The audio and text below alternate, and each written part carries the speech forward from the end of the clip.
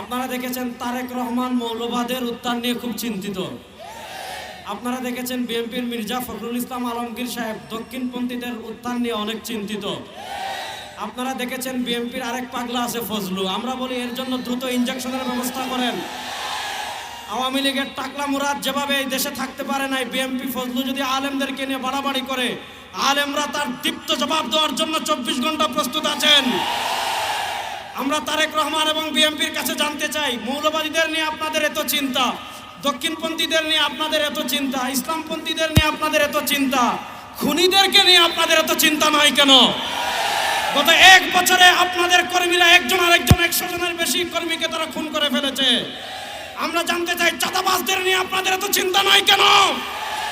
চোরদের নিয়ে আপনাদের এত চিন্তা নয় কেন? আপনাদের কর্মীরা বালু চুরি করে, সিলেটের পাথর চুরি করে। সুতরাং আপনারা মৌলবাদদের নিয়ে চিন্তা করতে হবে না, ইসলামী রাজনীতি নিয়ে চিন্তা করতে হবে না, চোর টাকা সন্ত্রাসদের নিয়ে চিন্তা করেন।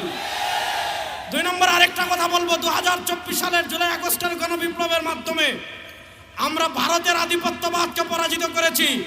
বাংলাদেশে যদি বাম রাজনীতির নামে কেউ ভারতের দালালি করে, সেই ভারতের দালালদের হাত ভেঙে দেওয়ার জন্য প্রস্তুত আছেন। আপনারা দেখেছেন আমাদের বাংলাদেশের বরেণ্য 2 জন শিক্ষাবিদ, ডক্টর সরওয়ার এবং ডক্টর আসিফ মাহতাব উৎস, তারা এই উম্মার তন্ত্র প্রহরী, বাংলাদেশের সভ্যতার অন্যতম পাহারাদার। তাদেরকে একটা বাংলাদেশের একটা কুলাঙ্গার তাদেরকে হত্যা করার হুমকি দিয়েছে। যে হত্যা করার হুমকি দিয়েছে তার পক্ষ নিয়ে এদেশের বামরা বিবৃতি দিচ্ছে। আমরা স্পষ্ট ভাষায় বলি, ডক্টর সরওয়ার এবং ডক্টর আসিফ মাহতাব এদেশে একা নয়, তার সাথে বাংলাদেশের সকল মুসলমান আছে। তাদের একটা পশম যদি বাংলাদেশে কেউ পাকা করতে চায়, কিয়ামত হয়ে যাবে, কিয়ামত হয়ে যাবে।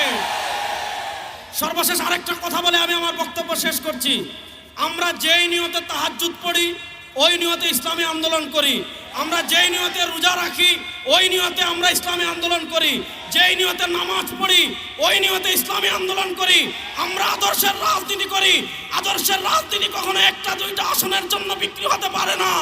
ইনশাআল্লাহ এবার যদি কেউ না থাকে বাংলাদেশে ইসলামের পতাকাকে বুলন্দ করার জন্য, কালেমার পতাকাকে বুলন্দ করার জন্য, বিশ্বের চরমনায় সৈনিকেরা প্রস্তুত আছেন না নয়?